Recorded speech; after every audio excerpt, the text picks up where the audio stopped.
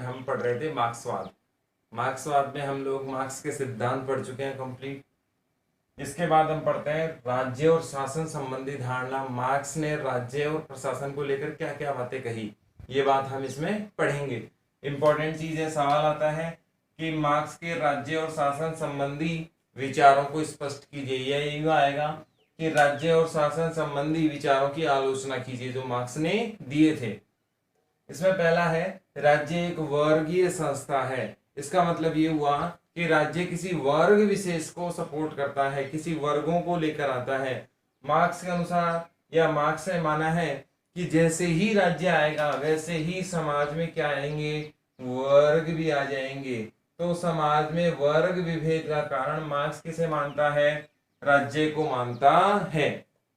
दूसरा इसमें देखें कि राज्य के साथ वर्ग विभेद भी आता है। ये कहते हैं कि राज्य कहीं ना कहीं वर्ग संघर्ष को बढ़ाता है, वर्गों में अंतर लेकर आता है और राज्य नहीं होना चाहिए। वास्तव में देखा जाए तो मार्क्स राज्य को एक वर्गीय संस्था मानता है जिसके कारण वर्ग विभेद या वर्ग संघर्ष समाज में पाया जाता है। तीसरी बात करें तो राज्य शोषक वर्ग की सहायता करता है। ये समझते हैं हम कैसे है। यदि हम राज्य की बात करें तो राज्य बनाता है नियम और कानून। नियम और कानून मार्क्स कहता है कि ये नियम कानून जो गरीब व्यक्ति हैं उस पर कहीं ना कहीं प्रेशर बनाते हैं, कहीं ना कहीं दबाव बनाते हैं और ये सहायता करते हैं अमीरों की। ये नियम कानून किसकी सहायता करते हैं, अमीरों की। इस कारण ये अमीर किसका खून पी लेते हैं, गरीबों का शोषण और ज्यादा कर लेते हैं। ये शॉर्टकट जानते हैं, ये पैसे के दम पर इस कानून व्यवस्था को ठेंगा दिखा देते हैं, या यूं कहें कि इस कानून व्यवस्था को साइड में कर देते हैं। कानून और नियम के आधार पर राज्य कहीं ना कहीं किसकी सहायता कर देता है, अमीरों की सहायता कर देता है, जो सही चीज नहीं है। वास्तव में देखा जाए तो गरीबों की सहायता करनी चाहिए, ये मार्क्सवादियों ने कहा। मार्क्सवादी मानते हैं कि राज्य शोषक वर्गों की सहायता करता है, जो शोषण कर रहे हैं उनकी सहायता करता है। और वो कैसे करता है, नियम कानून इस प्रकार से बना देता है कि अमीर व्यक्तियों को तो फायदा होता है ज्यादा, गरीब व्यक्तियों को फायदा होता है कम। जैसे फॉर एग्जाम्पल हम देखते हैं स्वास्थ्य सेवाएं अमीर गरीब सबके लिए क्या है, समान। इसीलिए अमीर आदमी हॉस्पिटल में पैसा देकर अच्छी फैसिलिटी ले लेता है और गरीब आदमी वहां पर फैसिलिटी नहीं ले सकता। जो स्वास्थ्य सरकारी सेवाएं हैं उन पर भी आधिपत्य किसका हो जाएगा, अमीरों का। इस प्रकार से मार्क्स कहना चाहता है कि राज्य कहीं ना कहीं शोषण करने वाले वर्ग की सहायता करता है, जो सही चीज नहीं है, इसलिए राज्य नहीं होना चाहिए। फिर कहता है राज्य और शासन दोनों ही शोषण के केंद्र रहे हैं। यहाँ आगे फिर वो शासन को भी जोड़ देता है, क्योंकि शासन में बुद्धिजीवी आते हैं, पूंजीपति लोग आते हैं, और पूंजीपति लोग किसका साथ देते हैं, अमीरों का साथ देते हैं। नीति निर्माण में कौन आ जाते हैं, अमीर आ जाते हैं, और ये अमीर समाज के अमीर वर्ग की सपोर्ट करते हैं। कहीं ना कहीं राज्य के बारे में हमने पढ़ ही लिया, शासन भी कहीं ना कहीं डायरेक्ट ना तो इनडायरेक्ट किसकी सहायता करता है, अमीरों की सहायता करता है, जिससे समाज शोषण की तरफ चला जाता है। समाज की बहुत सारे गरीब लोगों का शोषण यहाँ पर होता है। संक्रमण काल, ये संक्रमण काल क्या है ये भी जरा देख लेते हैं। संक्रमण काल में सर्वहारा वर्ग का क्या जाएगा, अधिनायकवाद आ जाएगा। तो संक्रमण काल की बात हम करते हैं। मार्क्स कहता है समाज में दो वर्ग हैं, पहला वर्ग है पूंजीपति वर्ग और दूसरा है गरीब वर्ग। मार्क्स कहता है कि राज्य समाप्त होगा और पूंजीपति वर्ग भी समाप्त हो जाएगा जब इनमें समानता आ जाएगी। यानी कि गरीबों का शासन आ रहा होगा, राज्य जा रहा होगा, और ये जो बीच की स्थिति आएगी क्रांति के बाद, यही संक्रमण काल कहलाएगा। इसको दूसरे एग्जाम्पल से भी देख सकते हैं हम लोग। एक तरफ हम ठंडा पानी लेते हैं, एक तरफ हम गर्म पानी लेते हैं, और दोनों को मिलाने की कोशिश करते हैं, तो ठंडा और गर्म दोनों मिलकर जब तक सामान्य होंगे, ठंडे का टेम्परेचर गर्म में जाएगा, गर्म का टेम्परेचर ठंडे में जाएगा, और दोनों क्या हो जाएंगे, सामान्य। एक लेवल में आ जाएंगे तो वही संक्रमण काल कहलाता है। तो संक्रमण काल की बात करें तो पूंजीवादी अपना आधिपत्य छोड़ देंगे, राज्य अपना आधिपत्य छोड़ देगा, गरीबों के पास शासन आ रहा होगा। तो क्रांति वाला जो सिस्टम होगा जहां पर सभी एक इक्वल होंगे एक बार, उसके बाद गरीबों का शासन आएगा, क्योंकि इनसे सत्ता ट्रांसफर कहाँ होनी है, गरीबों में। तो जो बीच का लेवल आएगा उसे क्या कहा गया है, संक्रमण काल कहा गया है। तो संक्रमण काल में सर्वहारा वर्ग का अधिनायकवाद आ जाएगा। इसका मतलब ये हुआ सर्वहारा वर्ग कौन सा वर्ग है, गरीब वर्ग है, और उसका आधिपत्य स्थापित हो जाएगा, समाज पर इसकी सत्ता आ जाएगी। पूंजीवाद और राज्य क्या हो जाएगा, पूरी तरीके से क्या हो जाएगा, खत्म हो जाएगा। फिर आगे कहते हैं राज्य विहीन और वर्ग विहीन समाज होना चाहिए। ये कहते हैं कि राज्य नहीं होना चाहिए, क्योंकि राज्य को शोषण का माध्यम माना इन्होंने। राज्य को क्या माना है, शोषण का माध्यम माना है। इन्होंने कहा कि राज्य ऐसे नियम कानून बनाता है जिससे केवल और केवल किसकी सहायता होती है, अमीरों की सहायता होती है। इसीलिए राज्य या तो होना ही नहीं चाहिए, और हो तो बिल्कुल कम मात्रा में होना चाहिए, जो कहीं ना कहीं शोषण ना करे। नहीं, ये तो 100% राज्य ना होने की बात करते हैं कि राज्य होना ही नहीं चाहिए, क्योंकि राज्य क्या करता है, शोषण करता है। ये राज्य और शासन से संबंधित मार्क्सवाद की धारणा है। इसमें आपको एक एक बिंदु की डिटेल भी करनी है यदि बड़ा सवाल आता है तो। राज्य क्या है, एक वर्गीय संस्था है जो वर्ग विशेषों की सहायता करता है। राज्य की उत्पत्ति का कारण ही वर्ग विभेद है। राज्य जैसे ही बनता है समाज में वर्ग साथ में बनते हैं, इसीलिए ये कहते हैं कि राज्य नहीं होना चाहिए। राज्य क्या है, शोषक वर्ग है, और ये कहीं ना कहीं समाज में क्या करता है, शोषण करता है, अमीरों की सहायता कर देता है, विभेद पैदा कर देता है, गरीबों को साइड में हटाने के नियम बनाता है, इसीलिए राज्य नहीं होना चाहिए। राज्य और शासन दोनों ही क्या है, शोषण के केंद्र हैं। राज्य तो कैसे हमने बता ही दिया, शासन में उच्च वर्ग पूंजीवाद या बुद्धिजीवी व्यक्ति आते हैं, और ये भी कहीं ना कहीं राज्य की सहायता से अमीरों का समर्थन करते हैं, गरीबों का खून पीते हैं। संक्रमण काल मैंने समझा ही दिया। संक्रमण काल में गरीब दो वर्ग आए, इसमें मार्क्स ने दो वर्ग बताए। पहला वर्ग बताया सर्वहारा जिसे हम क्या कहते हैं, गरीब। दूसरा बताया बुजुर्गवाद जिसे हम कहते हैं अमीर वर्ग। सर्वहारा यानी कि गरीबों का शासन आ जाएगा। ये भी पूछा जाता है सर्वहारा वर्ग का अधिनायकवाद क्या है। सर्वहारा वर्ग का अधिनायक का मतलब है गरीबों का शासन स्थापित हो जाएगा, पूंजीपति और राज्य समाप्त हो जाएंगे। राज्य विहीन और वर्ग विहीन समाज की भी ये बात करते हैं। ये हैं मार्क्स के राज्य और शासन संबंधी विचार। अब हम यहाँ पर इसकी आलोचना भी करते हैं कि मार्क्स ने ये सब सिद्धांत दिया, ये जो बातें कही, ये कितनी मात्रा में सही है या कितनी मात्रा में गलत। इसमें पहला बिंदु देखें तो राज्य एक वर्ग विशेष की सहायता कभी नहीं करता। राज्य गरीब हो, अमीर हो, चाहे किसी भी क्षेत्र का हो, किसी भी भाषा का क्षेत्र हो, ये वह समानता से कार्य करता है। समाज में क्या लाता है, समानता लाता है, और वह नियम कानूनों को बराबर बराबर अप्लाई करता है बिना किसी भेदभाव के। तो मार्क्स का यह मानना कि राज्य वर्गीय संस्था है 100% गलत है, क्योंकि जहां जहां राज्य है वहां पर ही समाज का कल्याण संभव हो पाया है। अदरवाइज हम अराजकता को देखें, तानाशाही को देखें, तो ये पूरी तरीके से समाज को नष्ट कर देती हैं। जैसे अराजकता का या सैनिक शासन की बात करें पाकिस्तान है, अराजकता की बात करें चाइना है, दमनकारी की बात करें उत्तरी कोरिया है।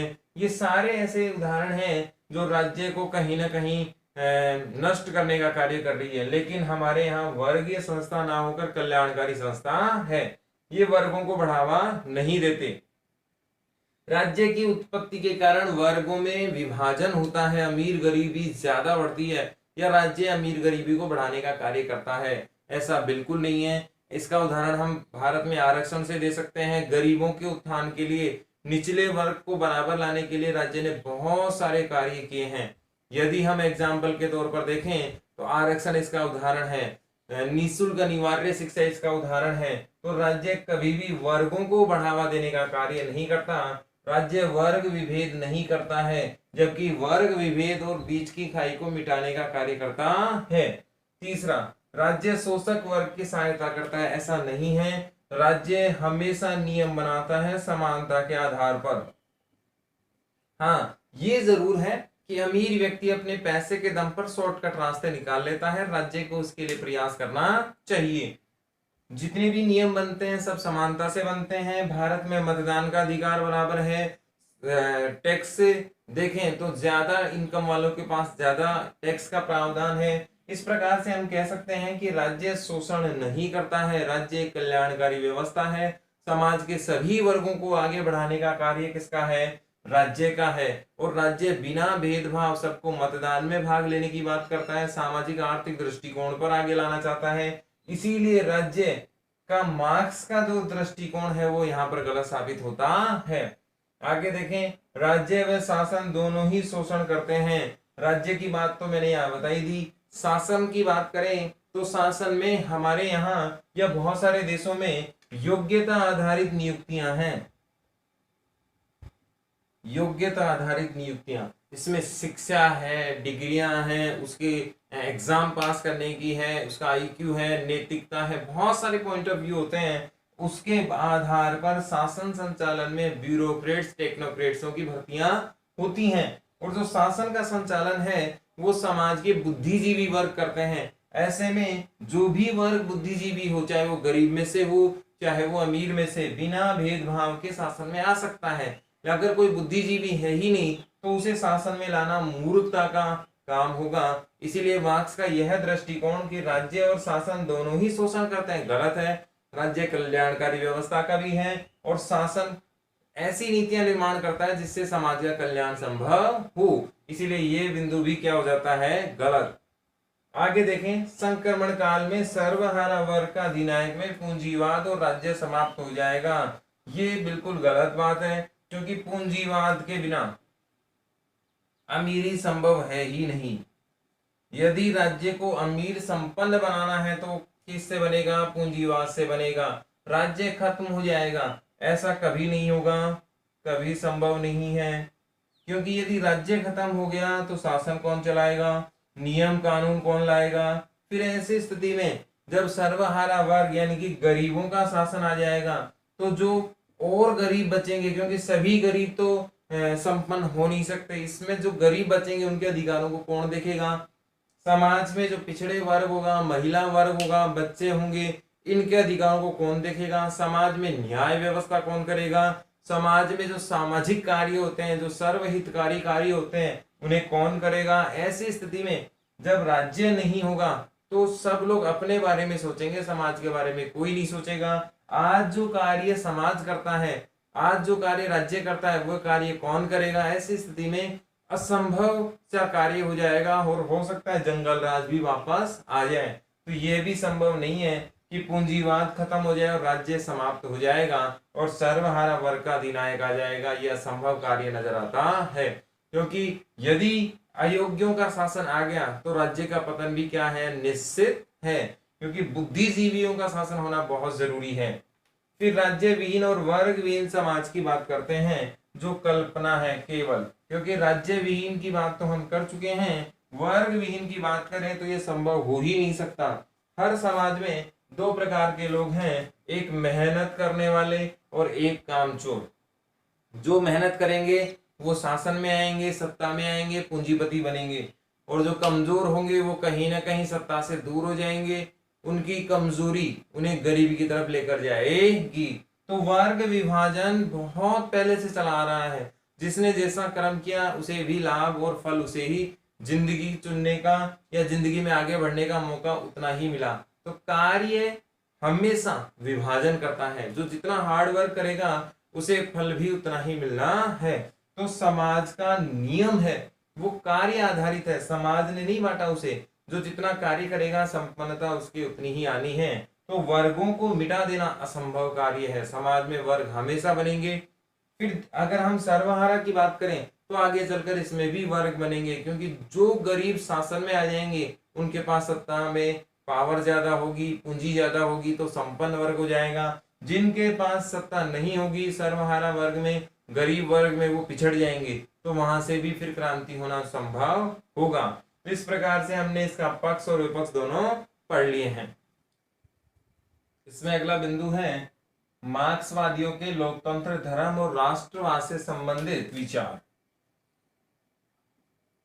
कि मार्क्सवादी लोकतंत्र, धर्म और राष्ट्रवाद को क्या मानते हैं। तो मार्क्सवादी तीनों को ही शोषित वर्ग मानते हैं, कि तीनों ही चीजें गरीब जनता, आम जनता का क्या करती हैं, शोषण करती हैं। इनके अनुसार मार्क्सवादियों ने धर्म को अफीम की संज्ञा दी है,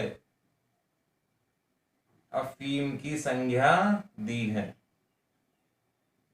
इंपॉर्टेंट सवाल है, बोर्ड ने पूछा था कि मार्क्सवादियों ने धर्म को क्या संज्ञा दी है, अफीम की संज्ञा दी है। या यूं भी बन सकता है मार्क्सवादियों ने अफीम की संज्ञा किससे की है या तुलना किससे की है, तो धर्म को।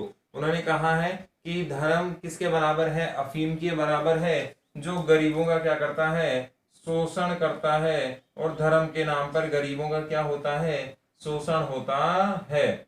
इसके बाद ये कहते हैं कि मजदूर जो है, मजदूर वर्ग है, इसका कोई राज्य या देश नहीं होता, राज्य या देश नहीं होता।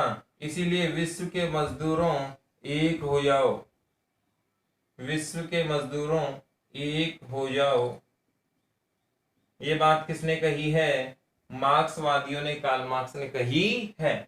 तो लोकतंत्र, धर्म और राष्ट्रवाद से संबंधित विचारों को यदि मार्क्सवाद के दृष्टिकोण से देखें तो लोकतंत्र, धर्म और राष्ट्रवाद तीनों को ही मार्क्सवादी क्या मानते हैं, शोषित वर्ग यानी कि शोषण करने वाले, खून पीने वाले मानते हैं, कि गरीब जनता के लिए सही चीज नहीं है। ये मार्क्सवादियों का कथन है। इन्होंने धर्म को अफीम की संज्ञा दी है, इंपॉर्टेंट है, याद रखना है कि धर्म को अफीम की संज्ञा किसने दी है, मार्क्सवादियों ने दी है।